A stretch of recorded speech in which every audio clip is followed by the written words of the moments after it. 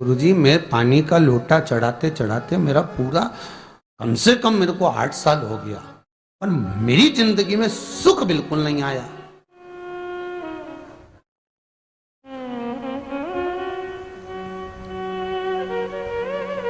हमने कहा तूने कैसे चढ़ाया, वो भी तो सुने। तो क्या कैसे, क्या स्नान करा और मंदिर जाके लोटा चढ़ाया पानी का। अच्छा, अब मैंने कहा तू चुप रहे। उसके पति, यहीं की इसी ऑफिस की बात है, भवानी मंडी से, उसके पति से पूछा, हाँ जी वर्मा जी सही बताओ, पत्नी लोटा कैसे चढ़ाई। गुरुजी, ना जाने कहाँ के महाराज के चक्कर में पड़ी, लोटा भर के पानी चढ़ाने जाए, नहाने के बाद बच्चा इतना सा रो रहा, चिल्ला रहा, पर उसको टच तक नहीं करे, किसी चीज के नहीं छुए, और बिल्कुल कोरी की कोरी साड़ी पहने, धुली हुई, पहले ही बाथरूम में टांग के धर दे, उसको कोई छू नहीं सकता, टाविल टच नहीं कर सकता, और ऐसी जाके शंकर जी के फिर लोटा चढ़ाए। मंदिर में अगर किसी ने छू लिया तो वापिस आ जाए, नहाए धोए फिर जाए। मैंने कहा बस अब तो तू ऐसी जिंदगी भर चढ़ाती रहे तो भोलेनाथ आएगा ही नहीं।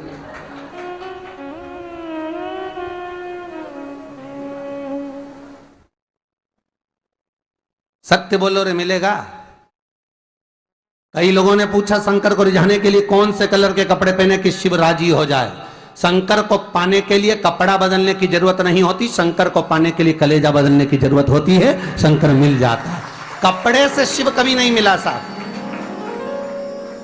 आप कौन से कलर के कपड़े पहन रहे हो, ये शिव प्राप्त नहीं करोगे हो।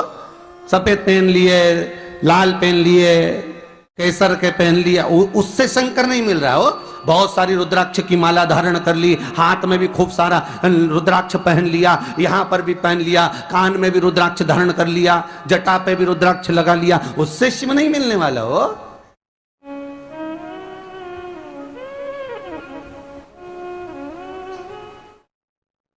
अरे भाई,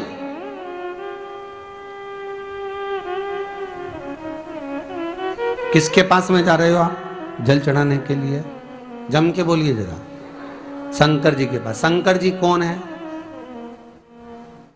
तुम्हारे कौन से मतलब नहीं है। भगवान को तो केवल इतना मतलब है कि आप मन कैसा लेकर आए हो। ये तन साफ करने से, स्नान करने से, खूब रगड़ रगड़ के नहाने से, लक्स पेयर से खूब घिस घिस के नालों ने, क्रीम ने, पाउडर, डेंटिंग पेंटिंग करके फिर भगवान के पास जाओ और बढ़िया 2-4 घंटे तक फैशन करके भगवान को रिझाओ। भगवान रिझेगा?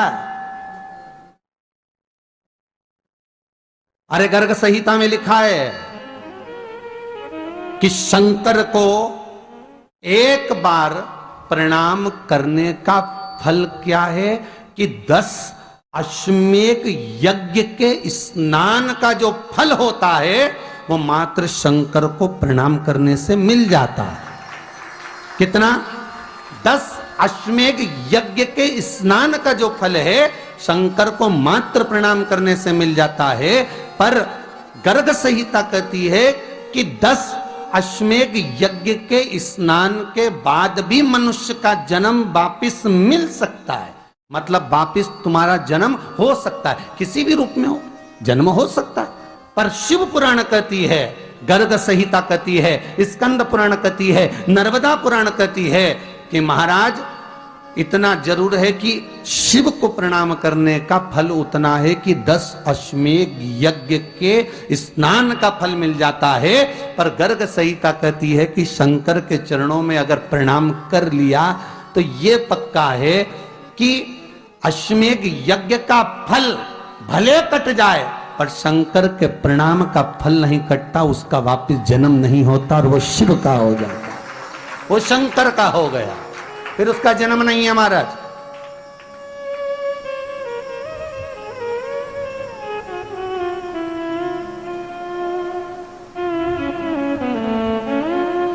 पति से कहा हाथ धो, स्नान कर लो जल्दी से, फिर अपन को चलना है मंदिर। पति बोला नहा लिया एक बार तो दूसरी बार फिर से नहा लो।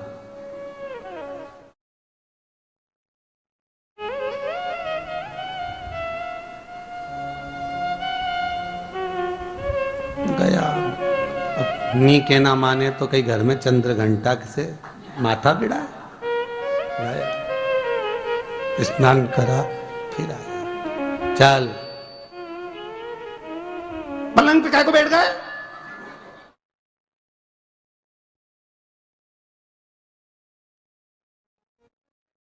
पलंगी तो है।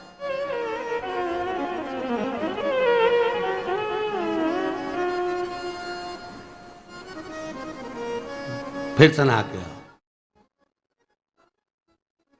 ये फिर नहाने भेज दिया। होता एक सास बेचारी मायके जाना था, मौसी की यहाँ शादी थी। अब उसने बहू से कहा बेटा मेरे को जाना है, अपने घर में छोटे से लड्डू गोपाल उनकी सेवा है, तू एक काम कर कि तू सेवा कर लेगी क्या? हाँ मम्मी, उसमें क्या है, करना क्या है तुम बताओ। बस सुबह से 3 बार ताली बजाना, भगवान को उठाना, पात्र में रख के नहलाना, उनको पोंछना, कपड़े पहना देना, इत्र लगा देना, चंदन लगा देना, मुकुट लगा देना, सुंदर अलकावली सब पहनाने के बाद में भगवान को दर्पण दिखाना। जब भगवान को कांच दिखाए, दर्पण दिखाए, भगवान मुस्कुरा दे, तब भगवान को भोग लगा देना। हाँ मम्मी इतना तो मैं करूंगी, और बाद में भगवान को वापिस सुला देना। हाँ इतना सा कर लूंगी। सास बिचारी कह के चली गई। अब बहू सुबह से उठ के 3 बार ताली बजाई, भगवान को उठाया, बिठाया, नहवाया, तैयार कर दिया। तैयार करके जो दर्पण दिखाया तो भगवान तो मुस्कुराया ही नहीं। अब इसको कौन समझाए कि पीतल की मूर्ति कोई हंसे है? पर उसने तो विचार करा कि सास कह के गई भगवान जब मुस्कुरा दे तो उनको भोग लगा देना। अब भगवान तो कोई मुस्कुराए नहीं, ये दर्पण दिखाया। इसको लगा कि मेरी सेवा में कोई कमी रह गई। इसने भगवान का कपड़ा वपड़ा वापिस उतारा, इनको वापिस रजाई में सुला दिया। अब भगवान को वापिस रजाई में सुलाया, फिर आ गई, 3 बार फिर ताली बजाई, भगवान को फिर उठाया, फिर बिठाया, बिठाने के बाद में फिर उनको कपड़े वपड़े पहनाकर फिर दर्पण दिखाया, पर भगवान तो मुस्कुराया ही नहीं। ये वापिस इस सेवा में गलती रह गई। वापिस इसने सब कपड़ा उतारा, भगवान को फिर सुला दिया। सुबह 8 बजे से नहवा रही, कपड़े पहना रही और सुला रही। 1 बज गई।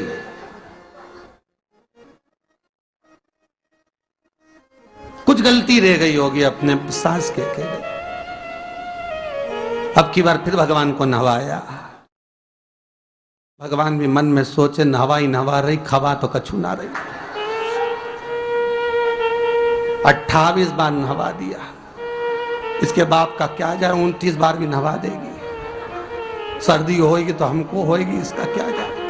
नहवा ही रही है और खवाती कुछ नहीं, फिर सुला देती है, फिर ताली बजा। अब क्या फिर आ गई और 29वीं बार फिर बैठ गई और फिर भगवान को नहवाया, कपड़े पहनाया और पहनाने के बाद भगवान का श्रृंगार करके जैसे ही दर्पण उठाया, उठा के जो भगवान को दिखाने लगी, भगवान ने मन में सोचा अब की बार तो हंसी दूंगा, चाहे कुछ भी हो जाए। और भगवान दोनों दांत दिखा दिया।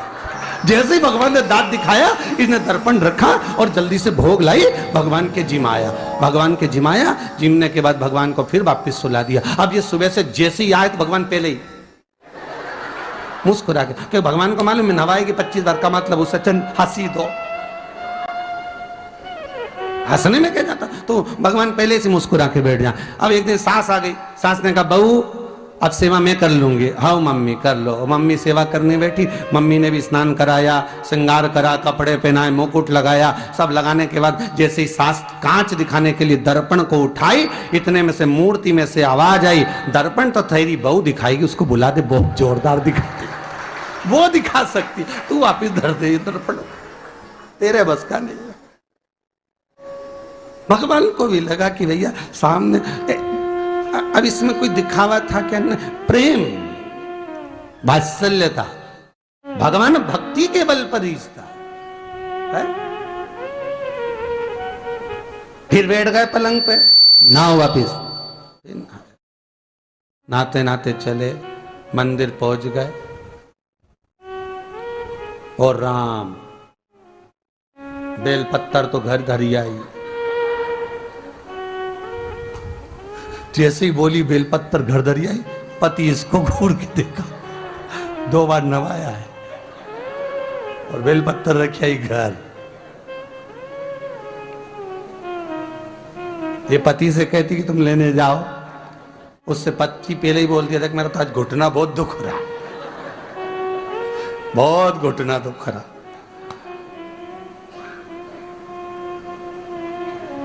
ठीक है, तुम बैठो, मैं आई अभी घर से। अब घर जाते जाते मालूम पड़े फिर कहीं का कोई छुआ गया तो नहाने बैठ गई। फिर आई, इसकी जो पूजन की थाली रखी थी, कोई भगत आया बेचारा, उसने सोचा मंदिर की थाली है, सब चढ़ा चुड़ू के चले गया सब। पति से बोली तुमने अकेले ही पूजन कर ली, मैं तो करा ही नहीं। ये नंदी जहां बैठा उसके पास में बैठा, मैंने हाथ नहीं लगाया। तो ये सामान कौन चढ़ाया, इनकी आई थी, सब चढ़ा गया। तो क्या शर्म नहीं आई, बेलपत्तर तो था ही नहीं। तो क्या सियोर वाला महाराज की कथा सुनी थी, शंकर जी पे से उठा लिया, धो के चढ़ा के वो गई, वो चली गई। शिव ये नहीं कह रहा कि तुम वस्तुएं बटोर कर लाओ, शंकर कहता तुम्हारे पास में मिल जाए तो समर्पित कर दो, नहीं मिले धोया, वापिस शिव को चढ़ा दिया, वापिस शंकर को समर्पित कर दिया। शिव स्वीकार करेंगे। एक महीने तक भी एक बेलपत्र को धोकर शंकर को रोज चढ़ाते रहो तो भी शंकर स्वीकार करेंगे। उसमें भगवान ये नहीं सोचेंगे कि निर्माल्य है, स्वीकार करेंगे।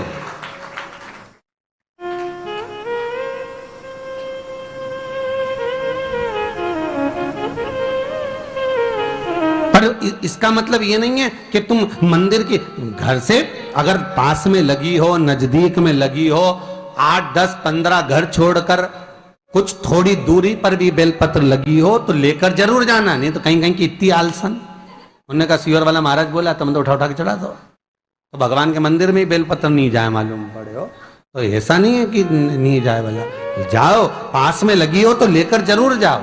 भगवान को समर्पित करने के लिए थोड़ा ना थोड़ा भाव भगवान के द्वार पर जरूर लेकर जाओ।